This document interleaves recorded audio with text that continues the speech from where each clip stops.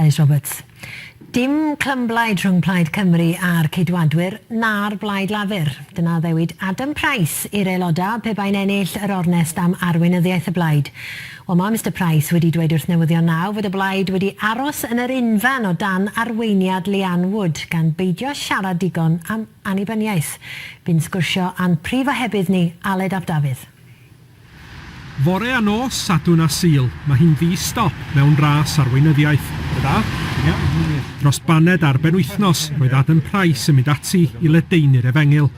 Rhan o hynny ydy'r arfarniad o berfformiad Plaid Cymru, ers i Leanne Wood gydion yr awena.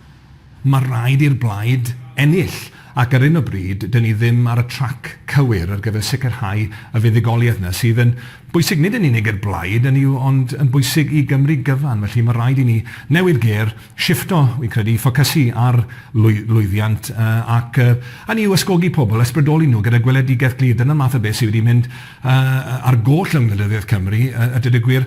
Mae e'n bwysig i gydnabod hefyd bod ni mewn gwirionedd eblaw am ambell i lwyddiant man hyn yma'n draw. Dyn ni wedi aros yn yr unfan. Mae e'n resfyn o beth o ystyried y diffygion y Llywodraeth Llafur yng Nghymru o ran yr economi, o ran iechyd, o ran addysg a gwasanaethau cyhoeddus, bod ni yn ôl yr arolwg diwetha 17 pwynt tu ôl iddyn nhw. Mae'n rhywbeth dyn ni ddim yn neud yn amlwg ar un o bryd. Mae'n chyfrifoldeb chi ydi o? Mae'r ymdrech i greu Cymru newydd yn goffod bod yn ymdrech colectif. Ond wrth gwrs, mae rhaid i'r arweinydd dangos y cyfeiriad. Mae angen cyfeiriad newydd ar y blaid. Dwi'n credu bod e'n bosib i ddadlau gan hynny. Ar un o bryd, dyn ni ddim ar y math o gyfeiriad sy'n mynd i arwain at fuddugoliaeth. Byddwch hwnna yn dragedi, nid yn unig i'r mudiad cenedlaethol, ond i Gymru gyfan. Ar Newyddion Now neithiwr, fe glywson i'r honiad gan yr arweinydd presennol y byddai'n ddigon posib y byddai gwrthwynebwyr yn taro bargen gyda'r ceidwadwyr wedi'r etholiad nesaf. Mae'r ateb yma yn debygol o ladd y syniad yna. Mae yna ddwy blaid geidwadol yng Nghymru, un gyda ec fawr ac un gyda ec fach, blaid y status quo, ydy'r blaid lafur nhw sydd wedi bod mewn grym ddidores i gymlynedd. Felly byddwn ni'n gweud na i glymblaid gyda'r ceidwadwyr a gyda'r llafur. Ac dwi ddim wedi mynd mewn i wleidyddiaeth mwyn rhoi ceidwadwyr mewn grym. Streic y glwyr ddath a fi mewn i weithgarwch gwleidyddol o fewn y blaid.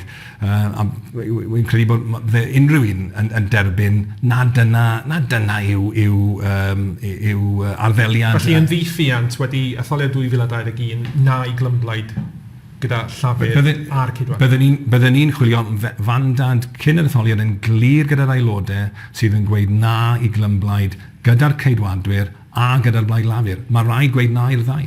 It's been an opportunity for us to kind of like set a foundation, hopefully now, for winning in 2021. Brexit ag annibyniaeth ydy'r ddau beth sydd yn gyrru'r ymgyrch hon. Byddai un yn gyflafan i'r economi Gymreig, a'r llall meddai yn gyfle i danlinellu pwrpas bodolaeth Plaid Cymru.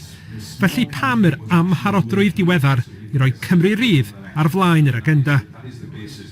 Mae'n wir, wrth gwrs, dros cyfnod maith o flynyddoedd bod y blaid wedi bod yn gyndyn i sôn am ein prif nod ni.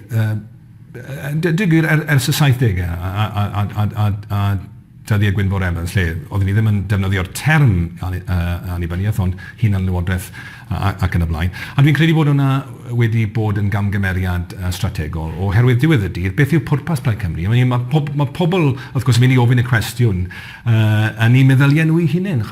Pam bod Plaid Cymru yn bodoli? Pam mae'r person yma yn ceisio cael yng nghefnogaeth i? Beth sydd yn cyfleru nhw? Beth sydd yn eu cymell nhw? Beth sy'n gael nhw lan i ddyn o lan yn y bore ac yn y blaen? Wel, wrth gwrs, yn breuddwyd ni ar gyfer Cymru rydd annibynnol ydy hynny.